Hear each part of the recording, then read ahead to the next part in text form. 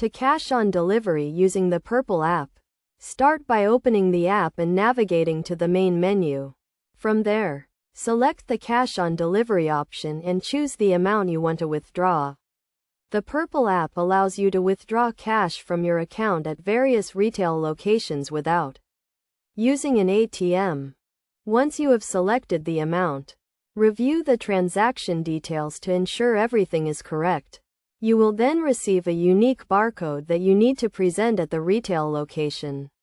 This barcode is used to verify your transaction and authorize the cash withdrawal.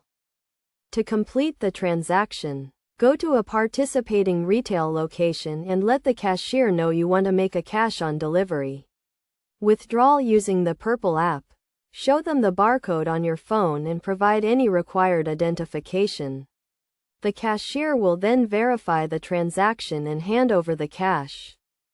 It is essential to note that cash on delivery transactions may have daily limits and fees associated with them. Always check the Purple app for the most up-to-date information on fees and limits before making a transaction. Additionally, make sure to only use the barcode at authorized retail locations to avoid any potential issues.